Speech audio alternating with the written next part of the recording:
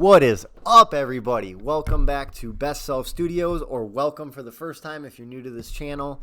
So, as some of you already know, this whole video is going to be the recap about Run S'more 24, the 24-hour trail run race that I did this last weekend, or I guess by the time this comes out, 2 weekends ago.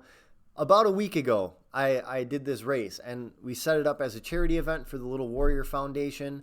I'll be going over what they do, how the goals for the fundraiser, the goals for the race prep, training, nutrition, mindset, how the race went, how I felt, and then, of course, the celebration after the finish line. So first things first, I am actually going to take this off because it's very uncomfortable, but this is the medal for the race. So this is essentially the Yep.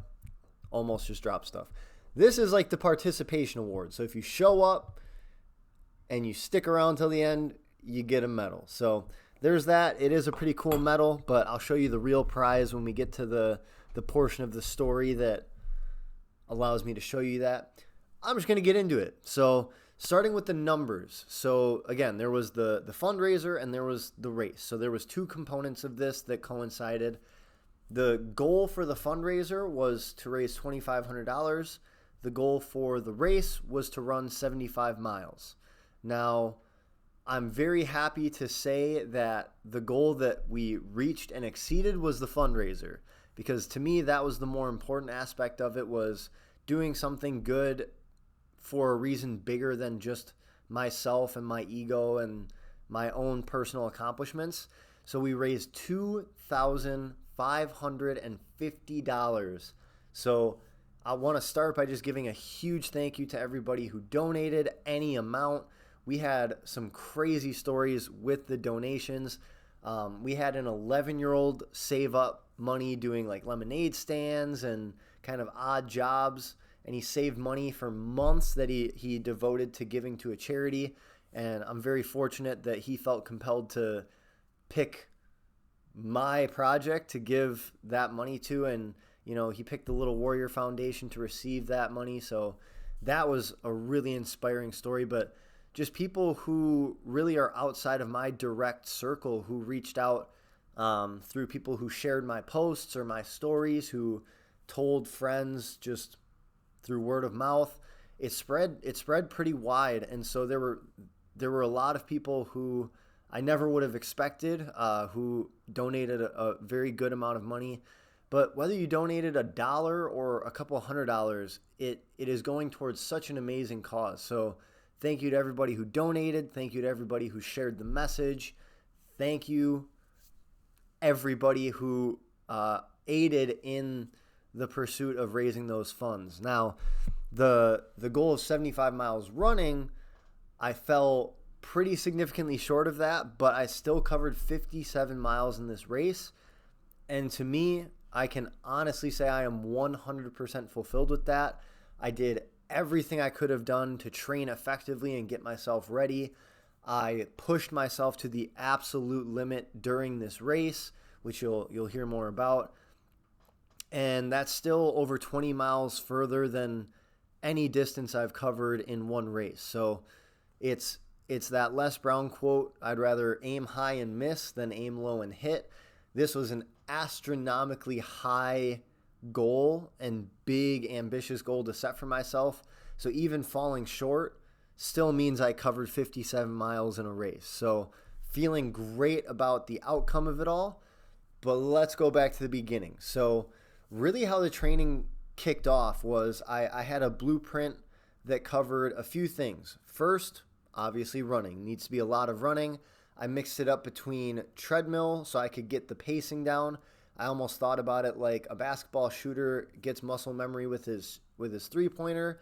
I wanted muscle memory in my legs with the pacing that I wanted to do both on the inclines and the declines, as well as just hitting a cruise control running on the flats. And then that combined with, I was very fortunate that the race was happening close to home, so I could go out on the race course and just get some laps in, get some time on the wood chips, on the grass, and get the experience that way. So running at least 4, usually 5 days a week, weight training or resistance training at least 4 days a week, sometimes 5 days a week, mobility and flexibility work 5 or 6 days a week, and then recovery 6 to 7 days a week. So I won't go super in depth into that stuff. If people are interested, feel free to comment, feel free to reach out. I'm happy to really break down exactly what that looked like. But that's kind of what the training looked like leading up to it. The nutrition, I did my absolute best to stay very dialed in, cut out alcohol completely a couple months leading up to the race, was being very intentional about hitting a caloric intake, hitting a specific macro amount. Now, that was all stuff. I did have help from people I know who do have a background in nutrition or have a background prepping for these races, but I still wanted to have that learning experience and do it mostly myself. That was a huge mistake because I burnt out really hard at one point in training, just way too much exertion and miscalculations with the nutrients and all of that stuff. But yeah, it really was a no stone left unturned situation when it came to race prep. And in the process of the race prep, what I did is a friend of mine, Tony Medaglia, who's been on the podcast multiple times, he set up a 24-hour workout, which we actually did a podcast recap with the guys who did that workout. We did that about 10 weeks before the race, and that was the perfect stress test for me. It tested how I handled staying up for 24 hours, how I handled the physical exertion of moving for 24 hours, how my body responded to different foods and drinks for nutrition, how my mind and emotional equilibrium reacted throughout that time. So that was a perfect thing to do at such an early stage because it gave me so much time to then hone in on the different components of what I needed to work on in terms of grit and mindfulness and just physicality and endurance and strength and all of the stuff that was much needed throughout the course of this 24-hour race. So yeah, the prep felt amazing. I had a friend ask me this week after the race was done, was there anything that I felt I could have done differently, more of, less of, to better my chances at this race?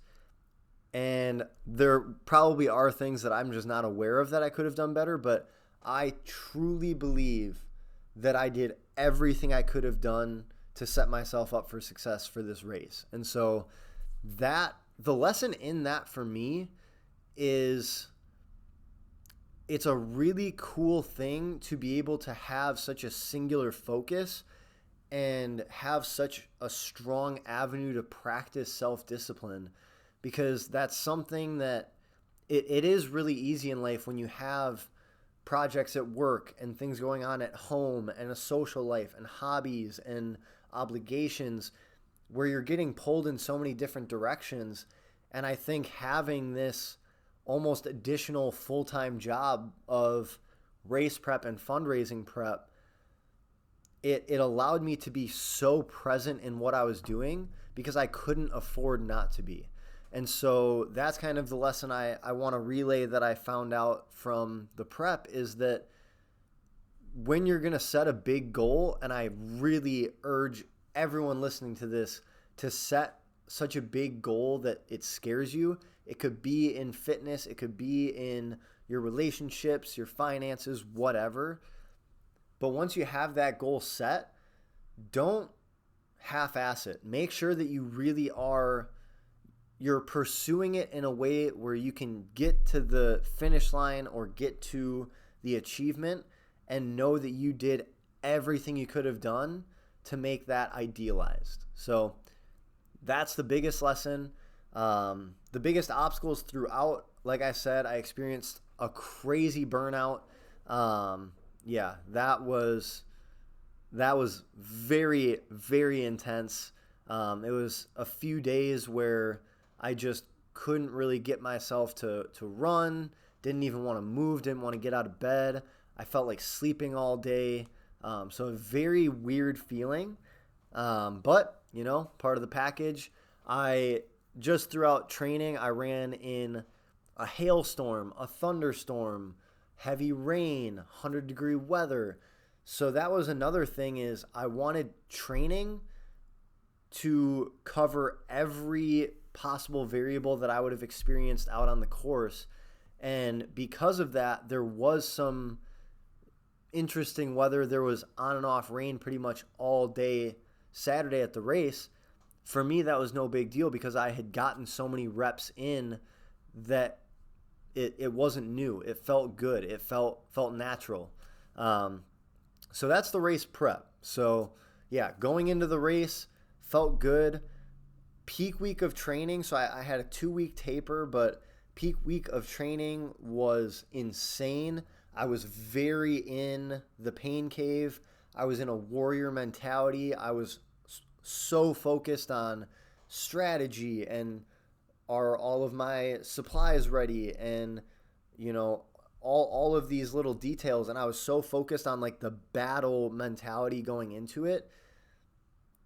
And then as soon as peak week was done and I was able to relax a little bit and ease into the more fun aspects of the calm before the storm, that's where I got that balance and flow going from like grit and warrior and pain cave to hanging out outside, having a good time, and just going after something important to me.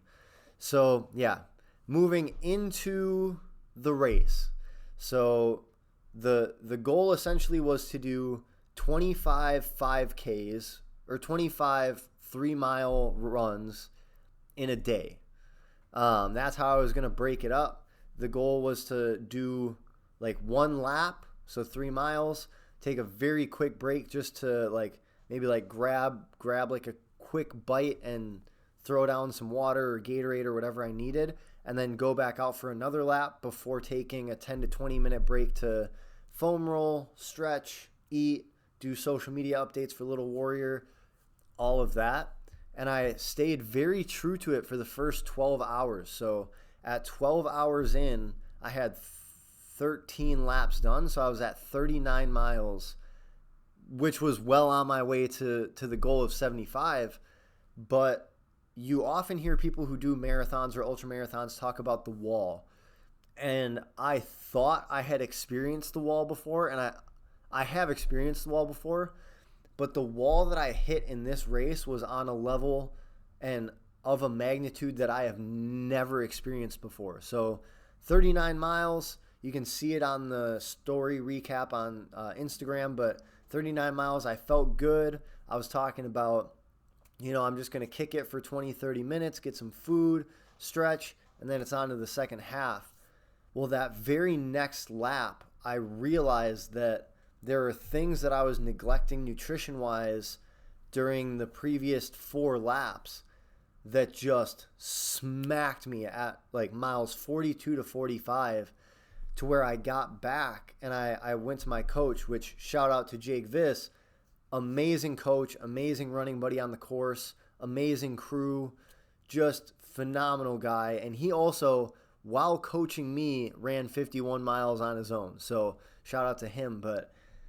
So I got to the 42 to 45 mile mark, and I remember I was at the aid station where it's a big table where they've got snacks, a big thing of water, a big thing of Gatorade out on the course. And I remember leaning against the table, and I felt the table fall over. And so I backed up and looked at it, and the table was perfectly fine. So I had hallucinated that the table fell over because my equilibrium was just so shook. And so that's where I realized something was very off. Electrolytes, sugars, just carbs, and I don't know. Something was very off and very wrong. And it just got to the point where I had to walk for most of that lap, because if I tried to run, I got nauseous to the point where I knew I was going to, get sick if I even tried to run.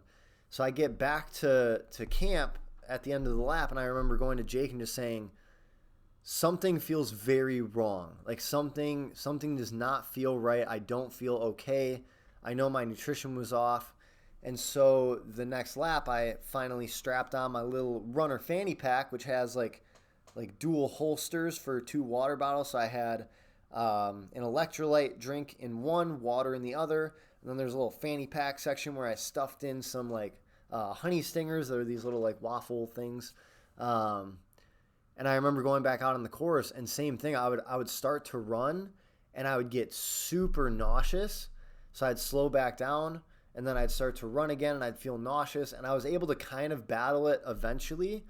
But then, yeah, around the 44-mile mark, I almost fell into a tree because I was falling asleep running on the course. So got done with that loop. Went back, and I remember just going straight up to Jake, and I said, hey, you don't want to hear this. I don't want to say this, but I need to lay down. Like, I need to shut my eyes even for a little bit. So that was where I knew 75. I had to let go of my pride. I had to let go of my ego and listen to my body, because it was, I still had at that point 9 or 10 hours left in this race.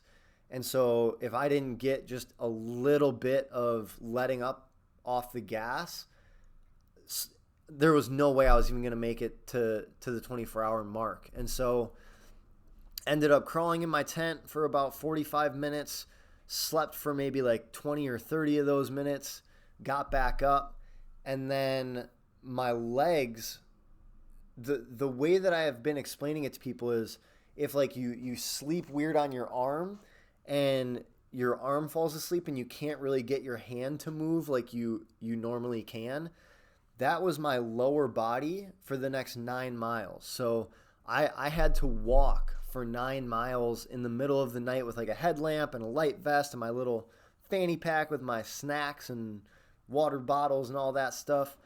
I had to walk because my mind wasn't able to relay to my legs to get them to run. It just like it wouldn't move. And so yeah, I had to walk, and not even walk, I had to, because like my legs would lock up to the point where I couldn't even get them to like move. And so I knew that when I would lean forward, that knee-jerk reaction would kick in and my legs would kind of stumble forward. So for like 6 to 8 miles, all I would do is I would lean forward until there was that like kind of like where you're like feel like you're going to fall over and you kind of jolt. There was that feeling, and then my legs would kick in and just like out of reaction catch me. So like the darkest part of the race was both like actually nighttime, the darkest part of the race, but also just battling through that wall where I was feeling like tired and nauseous and locked up and nothing was functioning.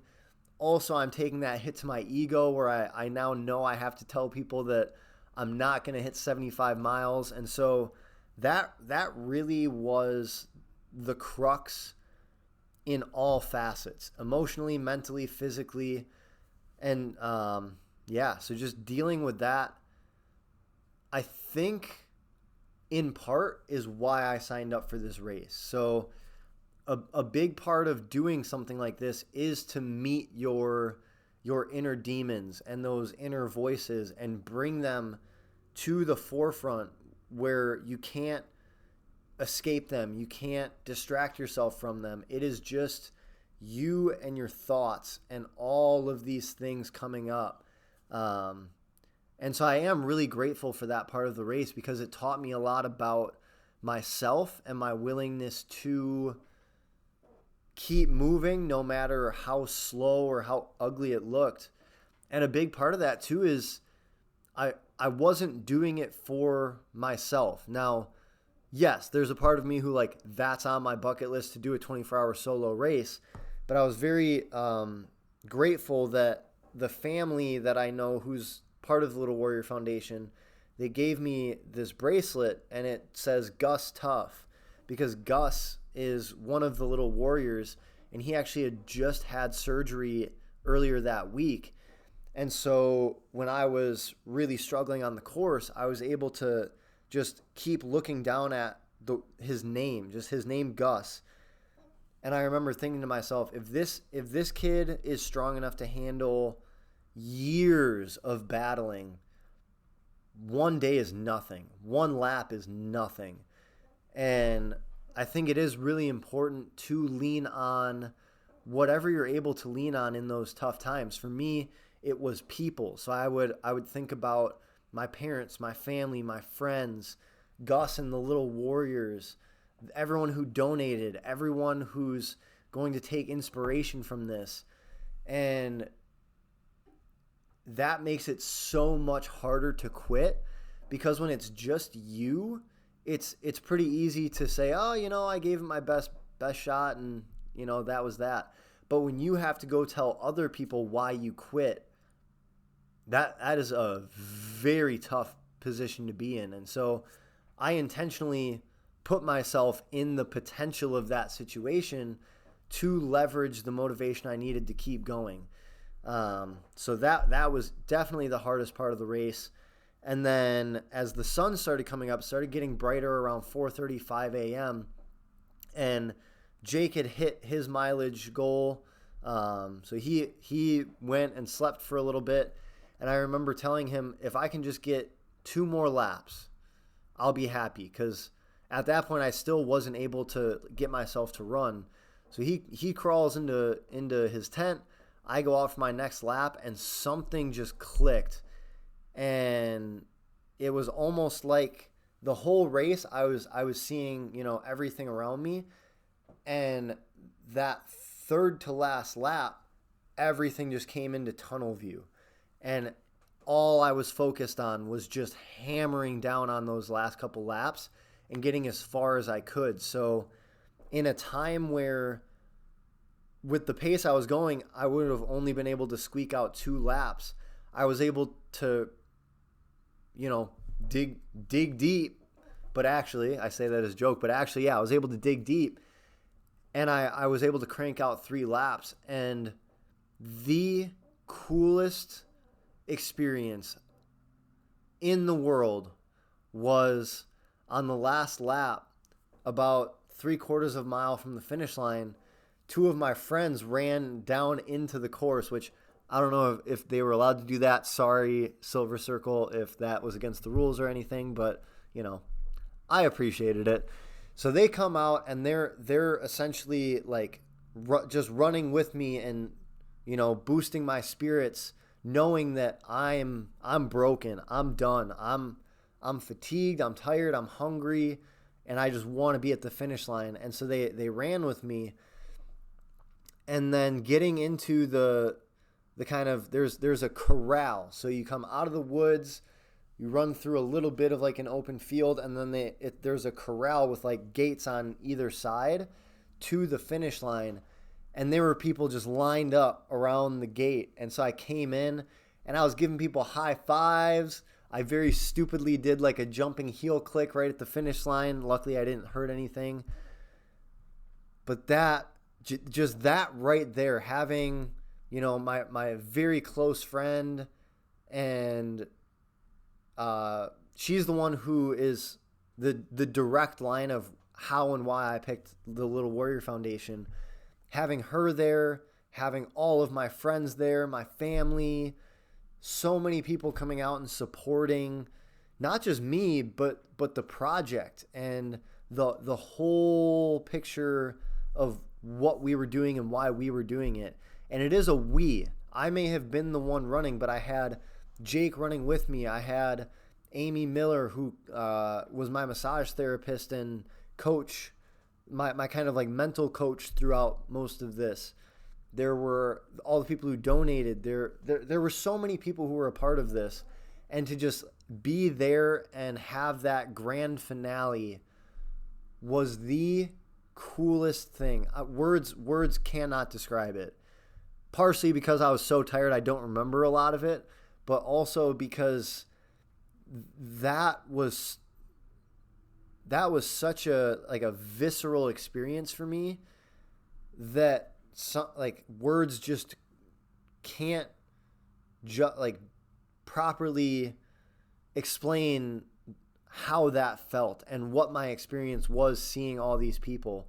So I said, this right here, this is the participation award. But for people who get 50 miles or more, this is the prized item right here. So it's a belt buckle. Now I have absolutely no idea why a belt buckle is what they go with. If anyone does know, again, throw it in the comments. But this is the coveted item. So ended up with 57 miles. My watch said 7,300 feet of elevation gain.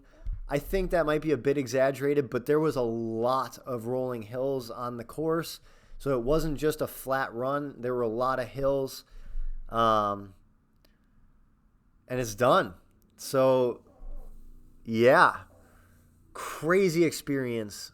The furthest I've ever run in a race. The most we've ever generated to go towards a fundraiser for one of these campaigns. Just such a cool freaking experience. The biggest lessons and the biggest takeaways from this for me, now that I've got a little bit of space from the actual event and the build up to everything, one is it's so much easier to do good and to just put a little effort into making a positive impact in the world than I think people realize. Like, yeah, there was some work that got put into the fundraiser, and I posted a few times, and yeah, I reached out to people for funds. But at the end of the day, it was a very easy process to collect $2,500 to give to charity. It's very easy to do good and to contribute to something bigger than just your own personal gain or the benefit of like you and your immediate circle.